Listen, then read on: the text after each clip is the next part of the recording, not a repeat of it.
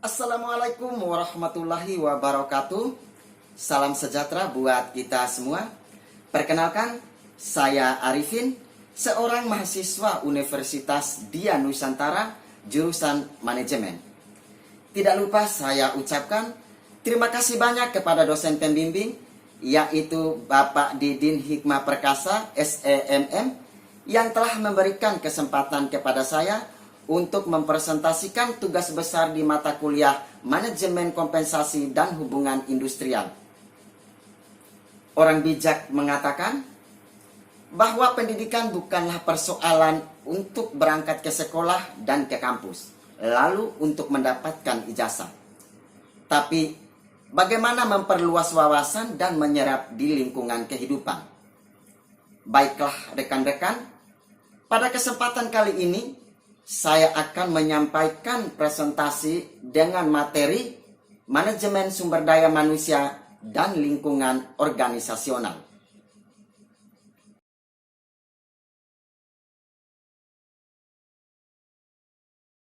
SDM adalah pengembangan sumber-sumber daya manusia yang berfungsi melakukan perencanaan sumber-sumber daya manusia itu sendiri, penerapan, perekrutan, pelatihan, dan pengembangan karir karyawan atau pegawai, serta melakukan inisiatif terhadap pengembangan organisasi sebuah organisasi atau perusahaan.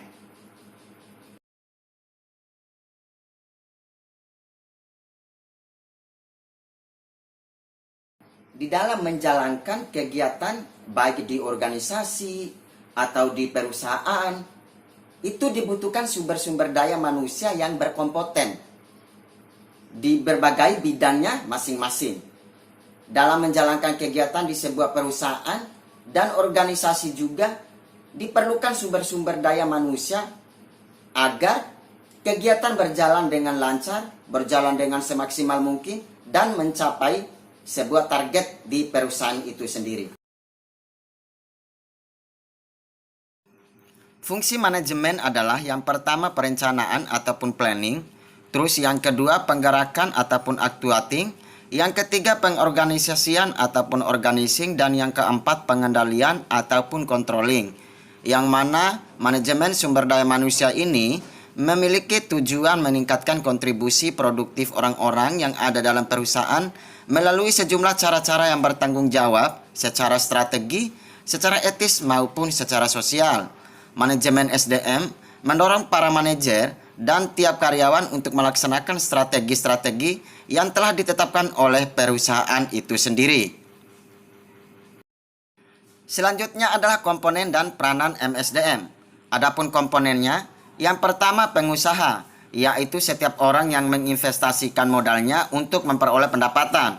Terus yang kedua karyawan, yaitu penjual jasa ataupun pikiran dan tenaga yang mendapatkan kompensasi. Terus yang ketiga, pemimpin manajer, yaitu seseorang yang menggunakan wewenang dan kepemimpinannya untuk mengarahkan orang lain serta bertanggung jawab atas pekerjaan orang tersebut dalam pencapaian tujuan.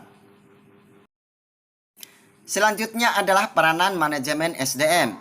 Yang pertama menentukan dan menetapkan penarikan seleksi ataupun penempatan karyawan yang berdasarkan asas direct man, indirect seat, indirect man, indirect job. Yang kedua menentukan dan menetapkan jumlah kualitas ataupun quality dan penempatan tenaga kerja yang meliputi dengan kebutuhan perusahaan berdasarkan job deskripsi, job spesifikasi pekerjaan ataupun kebutuhan pekerjaan, dan yang terakhir evaluasi kerja. Yang ketiga menentukan dan menetapkan program kesejahteraan dan pengembangan, promosi dan pemberhentian. Yang keempat memproyeksikan ataupun memprediksikan penawaran dan permintaan sumber daya manusia pada masa yang akan datang. Yang kelima memprediksi situasi perekonomian pada umumnya dan perkembangan perusahaan pada khususnya. Selanjutnya adalah pentingnya lingkungan organisasi. Lingkungan merupakan pelaku ataupun kekuatan di luar yang mempengaruhi kemampuan di dalam agar kegiatan dapat berjalan dengan baik. Menurut Gibson dalam Muhyadi 2012, Organisasi sebagai entitas yang memungkinkan masyarakat mencapai tujuan yang tidak dapat dicapai jika oleh satu orang. Organisasi ada karena ketidakkemampuan seseorang mencapai tujuan sendirian. Menurut David Carrington, dalam Masana Sembiring 2012 memberikan definisi organisasi, yaitu sistem sosial yang mempunyai pola kerja teratur yang didirikan oleh manusia dan beranggotakan sekelompok manusia dalam rangka untuk mencapai suatu tujuan. Oke, di sini terlihat bagaimana lingkungan dapat mempengaruhi organisasi. Kegiatan organisasi akan merubah lingkungan, dan juga sebaliknya, lingkungan akan mendorong perubahan pada organisasi. Adapun faktor-faktor yang mempengaruhinya, yaitu yang pertama faktor lingkungan eksternal, yang kedua faktor lingkungan internal. Nah, di sini kita akan menjelaskan faktor yang mempengaruhi lingkungan organisasi. Yang pertama faktor eksternal. Lingkungan eksternal diketahui mempunyai peranan besar dalam mempengaruhi pengembangan keputusan manajerial, proses dan struktur organisasi, maka lingkungan eksternal pun penting untuk dipantau ataupun dianalisis. Tetapi lingkungan eksternal secara keseluruhan sangat sulit untuk dianalisis karena lingkungan eksternal sangat kompleks dan saling terkait satu sama lain. Lingkungan eksternal adalah lingkungan institusi ataupun kekuatan luar yang potensial mempengaruhi kinerja organisasi. Lingkungan eksternal dibagi menjadi dua, yang pertama lingkungan mikro dan yang kedua lingkungan makro. Lingkungan eksternal mikro yaitu lingkungan yang mempunyai pengaruh langsung terhadap kegiatan manajemen yang terdiri dari penyedia, para pesaing, langganan, lembaga perbankan, dan lain sebagainya. Lingkungan eksternal makro yaitu lingkungan yang mempunyai pengaruh langsung seperti kondisi ekonomi, perubahan teknologi, politik, sosial, dan lain sebagainya. Lingkungan organisasi adalah segala aktivitas ataupun komponen yang mempengaruhi input, output, eksistensi, pendapatan, dan keberlangsungan organisasi, baik pengaruh dari dalam organisasi internal ataupun pengaruh dari luar organisasi eksternal. Seringkali faktor ini menjadi hambatan bagi proses keberlanjutannya organisasi. Oleh karena itu, kita harus dapat mengelola semua faktor internal dan eksternal. Dengan berjalannya perubahan-perubahan lingkungan, maka manajemen yang pertama mengamati perubahan lingkungan.